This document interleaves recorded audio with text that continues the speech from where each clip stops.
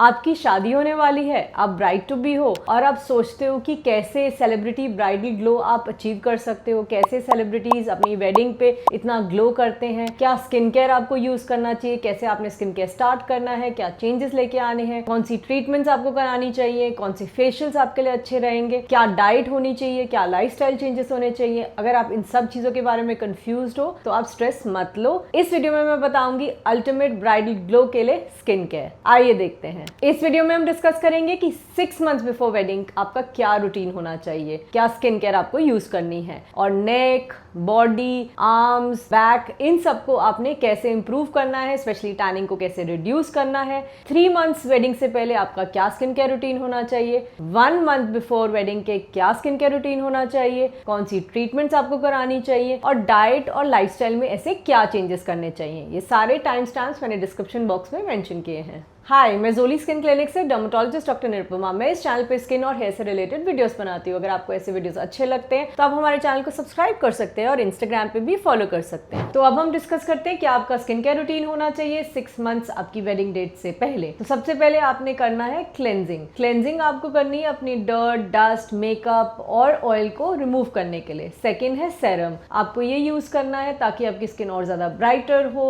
और ज्यादा हाइड्रेटेड हो। आप यूज कर सकते हो vitamin C, hyaluronic acid, retinol, azelaic acid, tranexamic acid, depending on आपका क्या स्किन कंसर्न है। Third, moisturisation. ये भी बहुत जरूरी है आपके स्किन बैरियर को स्ट्रेंथन करने के लिए। फोर्थ है सनस्क्रीन, ताकि आप यूवी रेज से बच सको, क्योंकि आप बहुत ज्यादा शॉपिंग जाओगे, बहुत ज्यादा सन एक्सपोजर होगा, तो आपको अपनी स्किन को प्रोटेक्ट करना भी बहुत जरूरी है। और एक और इंपॉर्टेंट स्टेप है एक्सफोलिएशन। एक्सफोलिएशन आपने करना है 1 to 2 वीक। ये आप कर सकते हो AHA BHA लोशन से, होम बेस्ड पील से, glycolic acid, salicylic acid based products से। अब मैं आपको बताती हूँ कुछ प्रोडक्ट्स जो कि आप यूज कर सकते हो as a part of your bridal skin care. ये जो प्रोडक्ट्स मैं आपको मेंशन करने वाली हूँ, कुछ प्रोडक्ट्स होंगे बजट रेंज में, कुछ होंगे मिड रेंज में और कुछ थोड़े से एक्सपेंसिव रेंज में होंगे, तो आप अकॉर्डिंगली चूज कर सकते हो। हम क्लेंजर की बात करें तो Cetaphil foaming cleanser, simple refreshing face wash, Avene Cleanance cleansing gel, Isdin essential cleansing oil based cleanser. Moisturiser की बात करें तो न्यूट्रोजेना हाइड्रो बूस्ट, हाइल्यू gel, Murad essential C firming radiance day cream, उबाजी hydrate luxe for intense hydration. Sunscreen में the Derma Co 1% hyaluronic acid sunscreen काफी अच्छी है। Re'equil ultra matte dry touch sunscreen भी अच्छी सनस्क्रीन है। उबाजी सनशील्ड मिनरल SPF 50 यूज कर सकते हो या Dermalogica dynamic skin recovery SPF 50। Exfoliant की बात करें तो Minimalist AHA 10%, BHA 2%, the ordinary lactic acid 10% plus hyaluronic acid या फिर Kiehl's clearly corrective day retexturising triple acid pre serum, Paula's choice skin perfecting 25% AHA 2% BHA exfoliant पील।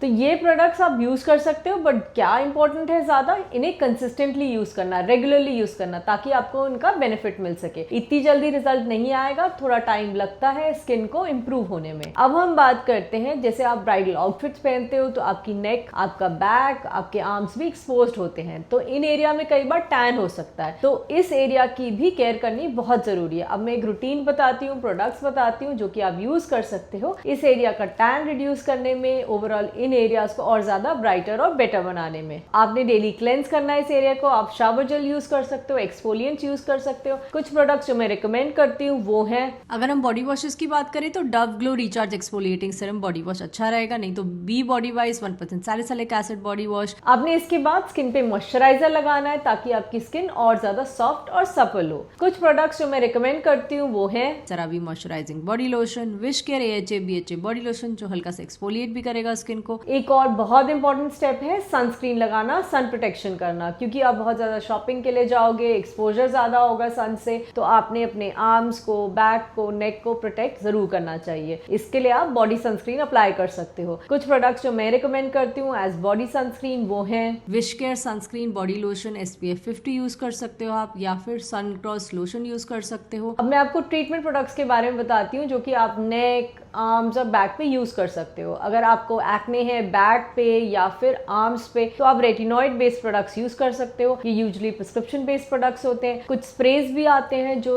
इतने ज्यादा strong नहीं होते बट वो भी हेल्पफुल रहते हैं। मैं रिकमेंड करूंगी आप अपने डर्मेटोलॉजिस्ट के पास जाओ और रेटिनॉइड बेस्ड प्रोडक्ट्स यूज करना स्टार्ट करो। ये प्रिस्क्रिप्शन बेस्ड होते हैं तो वही आपको प्रिस्क्राइब करेंगे। अगर आप कुछ प्रोडक्ट्स घर पे यूज करना चाहते हो तो ये कुछ प्रोडक्ट्स हैं जो यूजुअली मैं रिकमेंड करती हूँ, आप यूज कर सकते हो, जो ओवर द काउंटर मिलते हैं। Fixderma 2% salicylic acid Salyzap body acne spray use कर सकते हो या Minimalist salicylic acid plus LHA 2% body wash use कर सकते हो विद नियासिनामाइड। अगर आपकी स्किन अनइवन है आर्म्स पे, बैक पे या नेक पे, पिगमेंटेशन है, स्पॉट्स हैं, तो आप glycolic acid based products use कर सकते हो, डी पिगमेंटिंग एजेंट्स यूज कर सकते हो। कुछ प्रोडक्ट्स जो मैं रिकमेंड करती हूँ इन एरियाज पे यूज करने के लिए, पिगमेंटेशन टैनिंग को रिड्यूस करने के लिए, वो है ग्लाइको 6% क्रीम अप्लाई की जा सकती है बॉडी पे टैनिंग को रिड्यूस करने के लिए, या फिर ordinary AHA 30% plus BHA 2% peeling solution apply किया जा सकता है, बट इसे ध्यान से अप्लाई करें। अगर ये सब करने के बाद भी आपके बैक की, आपके आर्म्स की, नेक की पिगमेंटेशन रिड्यूस नहीं हो रही है तो आप केमिकल पील्स करा सकते हो, कुछ लेजर्स भी करा सकते हो। अब बात करते हैं अगर 3 महीने बचे हैं आपकी वेडिंग को, तो आपको पैनिक करने की जरूरत नहीं कि बिल्कुल टाइम नहीं बचा है, अभी भी हम बहुत कुछ कर सकते हैं। तो आपने स्किन केयर में क्या करना है, वही क्लेंजर, मॉइस्चराइजर, सनस्क्रीन तो यूज करना ही है जो मैंने पहले बताया था, बट साथ ही साथ आपने कुछ टारगेटेड सिरम्स भी यूज करने हैं। जैसे आप यूज कर सकते हो विटामिन सी,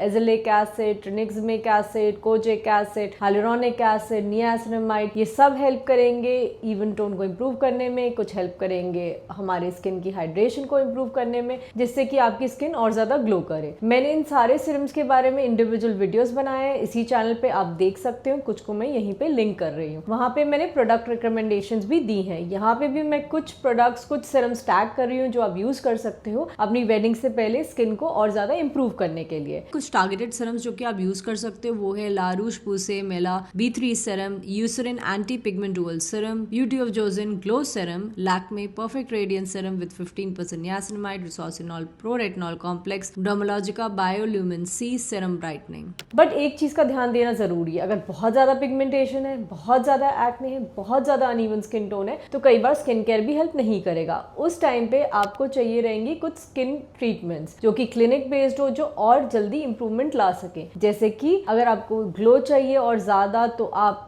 मेडिफेशियल्स करा सकते हैं, जैसे कि hydra facial, Q switch laser जिसको हम बोलते हैं लेजर टोनिंग, साथ ही साथ कार्बन लेजर आप करा सकते हो। कुछ और मेडिफेशियल्स आते हैं जैसे कि डर्माफ्रैट या फिर PDRN बेस्ड मेडिफेशियल्स, एंड आप करा सकते हो केमिकल पील्स। अगर बहुत ज्यादा आपको एक्ने हो स्किन में, एक्ने स्कार्स के लिए आप माइक्रो नीलिंग करा सकते हो, फ्रैक्शनल लेजर करा सकते हो। ये सब हेल्पफुल रहेगा स्किन को और इम्प्रूव करने के लिए। अब बात करते हैं अगर सिर्फ एक ही महीना बचा है आपकी वेडिंग के लिए तो आपने क्या करना है। तो बेसिकली इस टाइम पे आपने अपना जो cleanser, moisturiser, sunscreen already use कर रहे हो वो ही यूज करना है। कोई नया प्रोडक्ट, नया एक्टिव इंट्रोड्यूस नहीं करना है। साथ ही साथ कोई हार्श स्क्रब नहीं करना है, कोई हार्श केमिकल ट्रीटमेंट नहीं करनी है। इस टाइम पे आप हाइड्रेटिंग शीट मास्क यूज कर सकते हो, जिन्हें आप हफ्ते में 2 बार भी अप्लाई कर सकते हो स्किन को और अच्छे से हाइड्रेट करने के लिए। एंड इस टाइम पे आपने और ज्यादा ध्यान देना है अपनी स्लीप साइकिल पे। अच्छे से 8 to 9 आवर्स की स्लीप लेनी है, अपने आप को हाइड्रेट रखना है, डाइट अच्छी रखनी है ताकि आपको और ज्यादा ब्लोटिंग ना हो।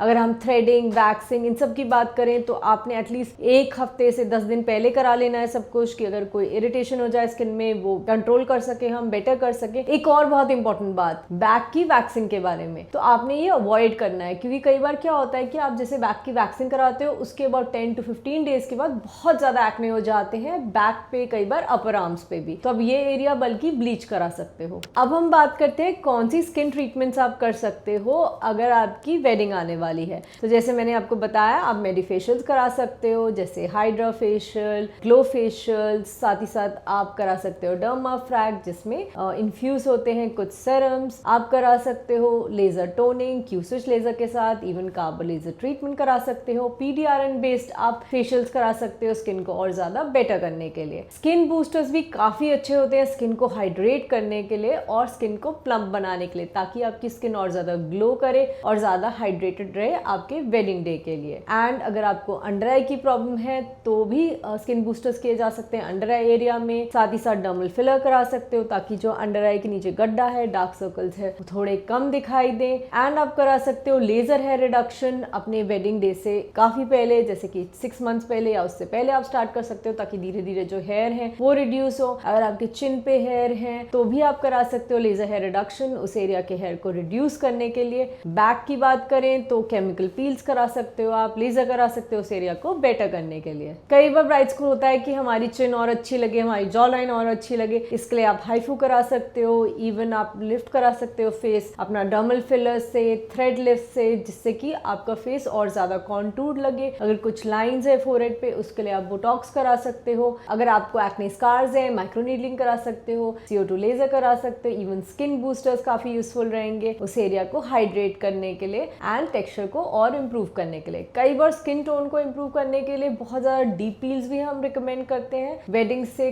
कुछ महीने पहले, जैसे कि कॉस्मेलान, ताकि ओवरऑल स्किन टोन और ज्यादा इवन हो जाए। लिप फिलर भी बहुत कॉमन है ब्राइड्स टू बी के लिए, ताकि उनके लिप्स और ज्यादा प्लम दिखें और ज्यादा बेटर दिखे। इसे यूजुअली हम रिकमेंड करते हैं कराना 1.5 to 2 months बिफोर वेडिंग। अब ये बात हुई स्किन केयर की और क्या ट्रीटमेंट्स करा सकते हो। एक और बहुत इंपॉर्टेंट एस्पेक्ट है जो कई लोग इग्नोर कर देते हैं, वो है लाइफस्टाइल और डाइट। डाइट भी बहुत जरूरी है, आपने अपने आप को हाइड्रेट रखना है, एंटीऑक्सीडेंट रिच डाइट लेनी है, प्रोटीन अच्छे से कंज्यूम करना है, at least 50 to 60 gram of protein आपने लेना है डेली। साथ ही साथ जंक फूड अवॉइड करना है, शुगरी फूड अवॉइड करना है, एक्सरसाइज करनी है रेगुलरली, एंड स्लीप साइकिल आपकी अच्छी होनी चाहिए, एटलीस्ट 8 to 9 आवर्स, नहीं तो 7 to 8 आवर्स की स्लीप तो मिनिमम होनी चाहिए आपकी। आप कुछ सप्लीमेंट्स भी ले सकते हो जो रिच हो एंटीऑक्सीडेंट्स में, जैसे कि vitamin C, vitamin E, glutathione, resveratrol. कई बार हम विटामिन बी कॉम्प्लेक्स भी देते हैं अगर कोई डेफिशिएंसी है विटामिन डी की, विटामिन B12 की, तो वो भी सप्लीमेंट करना बहुत ज्यादा जरूरी है।